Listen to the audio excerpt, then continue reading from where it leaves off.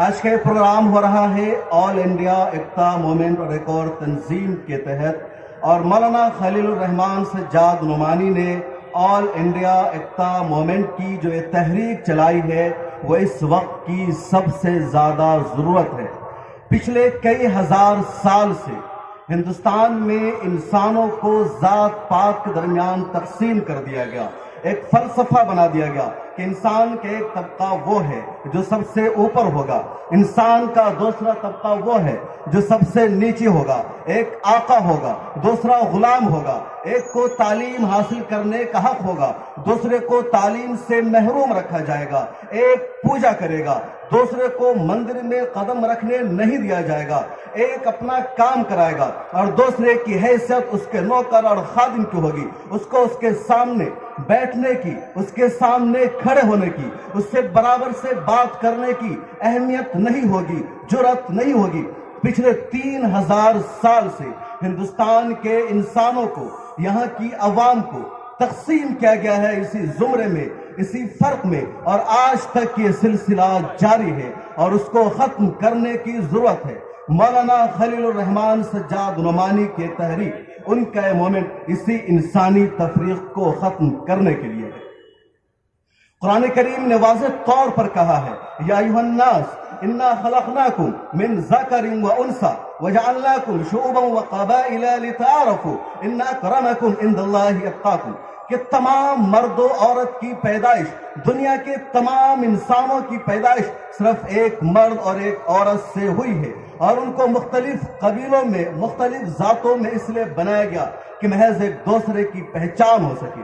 کسی کو کسی پر کوئی اہمیت نہیں ہے، کسی کو کسی پر کوئی فوقیت نہیں ہے۔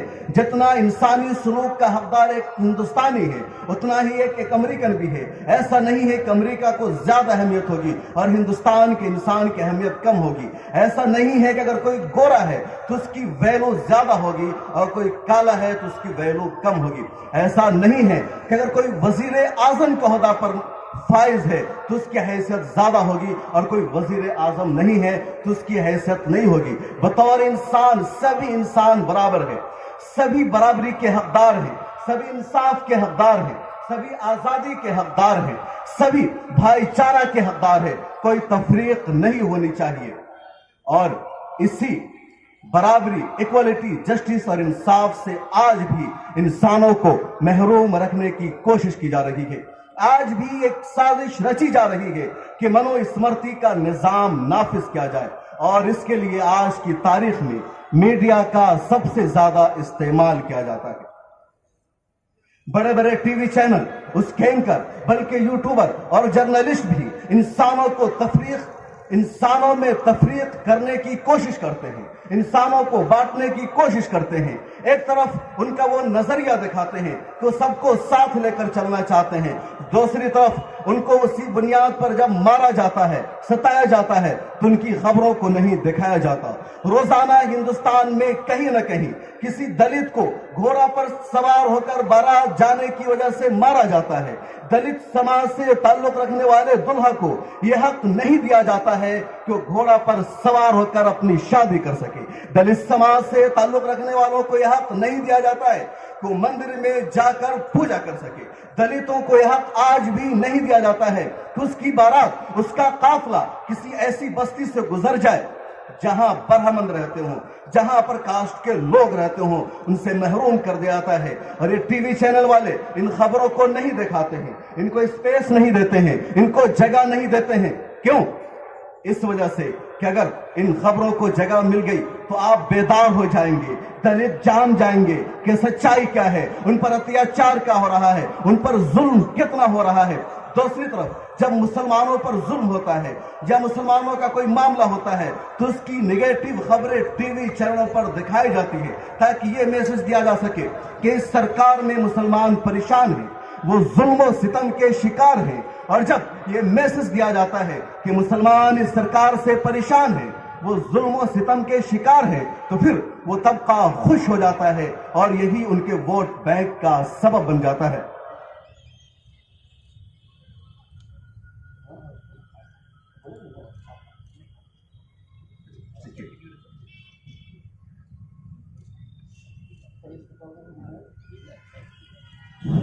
معروف عالم دین، مفکر اسلام اور عالم اسلام کے ترجمان حضرت مولانا خلیل الرحمان سجاد نعمانی صاحب اسٹیج پر تشریف لا چکے ہیں۔ انتظامیہ کی جانب سے ان کا دل کی گہرائیوں سے خیر مقدم ہے۔ آپ سب لوگ شاندار انداز میں مولانا کا استقبال کریں، زوردار تالیاں بجائیں اور پتہ چلے کہ جمشید پور کی سرزمین پر مولانا نعمانی تشریف لائے ہیں، ایکتا کا پیغام دینے کے لیے، انسانیت کا پیغام دینے کے لیے، انسانوں کے درمیان سے تفریق کو ختم کرنے کے لیے۔ تو میں بات کر رہا تھا کہ جو مین اسٹریم میڈیا ہے، یہ جو ٹی وی چینل ہے، دلتوں کے ساتھ ہونے والے مسائل کو جگہ نہیں دیتے ہیں۔ ابھی حال ہی کی بات ہے، رام چرت مانس پر بہار کے وزیر تعلیم نے سوال اٹھایا اور کہا کہ اس میں ذات پات کو بڑھاوا دیا گیا ہے، اس میں عورتوں کے لیے گندے الفاظ کا استعمال کیا گیا ہے۔ تو ٹی وی چینلوں پر اس ڈیبیٹ کو ہی روک دیا گیا۔ پروکتا کو بلا کر اینکروں نے یہ کہنا شروع کر دیا کہ آپ رام چرت مانس پر آواز نہیں اٹھا سکتے، اس پر تنقید نہیں کر سکتے، ایک مذہبی گرنتھ ہے، ایک مذہبی کتاب ہے، جبکہ دنیا جانتی ہے کہ تلسی داس ایک ہندی کے ادیب تھے، اس کتاب کی حیثیت ایک ادبی ہے، اور اگر اس میں کچھ ہے تو لوگوں کو بولنے کا حق ہے، لیکن اس وجہ سے بولنے سے روک دیا گیا کیونکہ اس کتاب میں جو کچھ لکھا ہوا ہے، اگر وہ سچ سامنے آئے گا، پوری باتیں سامنے آ جائے گی، تو پھر وہ دلتوں کو جس طرح اپنے ووٹوں کے لیے استعمال کرتے ہیں، ان کا وہ ووٹ بینک ختم ہو جائے گا، اس لیے وہ آپ تک سچائی کو پہنچنے سے روک دیتے ہیں۔ اور ایسے کئی سارے مسائل ہیں، روزانہ کچھ نہ کچھ ہوتا ہے، لیکن ان چیزوں کو میڈیا میں جگہ نہیں دی جاتی ہے، اور اگر کوئی جگہ دیتا ہے تو اس کے خلاف ایکشن لیا جاتا ہے، اس کے خلاف کارروائی کی جاتی ہے۔ میڈیا کا طبقہ پوری طرح چاہتا ہے کہ مسلمانوں کی غلط شبیہ کو پیش کرو۔ ابھی کل کی بات ہے، دلی میں انیش راج نام کے ایک بدماش نے ایک پولیس اہلکار کا قتل کر دیا۔ اس انیش راج بدماش کی اتنی جرأت کہ اس نے پولیس اہلکار کا مار دیا، اور 5 دنوں بعد ہسپتال میں بھرتی ہونے کی وجہ سے اس پولیس اہلکار کی موت ہو گئی۔ یہ خبر جب آئی تو اس کا نام انیس تھا، چنانچہ تمام ٹی وی چینلوں والوں نے خبر چلانا شروع کر دیا کہ محمد انیس نام کے جہادی نے پولیس آفیسر کا قتل کر دیا۔ آج تک Sudarshan news, T V 9 Bharat اور اس طرح کے جتنے بڑے بڑے چینل ہیں، سب نے یہی خبر چلائی کہ محمد انیس نام کے جہادی نے پولیس آفیسر کا قتل کر دیا۔ پھر پولیس کو وضاحت دینی پڑی کہ وہ محمد انیس نہیں بلکہ وہ انیس راج ہے، وہ مسلمان نہیں ہے، اور اس معاملہ کو کمیونل رنگ دینے کی ضرورت نہیں ہے کیونکہ اس سے ماحول خراب ہوگا۔ تو یہ پوری میڈیا میں ایک مہم چلائی جاتی ہے کہ سچائی کو چھپایا جائے اور جو سچائی نہیں ہے اس کو دکھایا جائے۔ مین اسٹریم میڈیا کو پورا کنٹرول کیا جاتا ہے، ڈرایا جاتا ہے۔ جو لوگ سچ لکھتے ہیں، ہم جیسے لوگ جب خبریں دکھاتے ہیں تو ہمیں وارننگ دی جاتی ہے، پولیس کا فون آتا ہے، نوٹس آتی ہے اور کہا جاتا ہے کہ آپ ان خبروں کو نہیں دکھا سکتے۔ اسی جھارکھنڈ کی سرزمین کی بات ہے، نپور شرما معاملے میں جب احتجاج ہوا اور رانچی میں احتجاج کر رہے ایک بچے مدثر کو پولیس نے فائرنگ کر کے شہید کر دیا، اس کی ویڈیو جب ٹویٹر پر ڈالی گئی تو منسٹری نے ٹویٹر کے ذریعے تمام ایکٹیوسٹ کو، یوزرز کو نوٹس بھیج دیا کہ اس میں وائلنس ہے، آپ کو یہ ویڈیو اپنے ٹویٹر ہینڈل سے ہٹانی ہوگی۔ تو ہمیں سچ دکھانے سے روک دیا جاتا ہے۔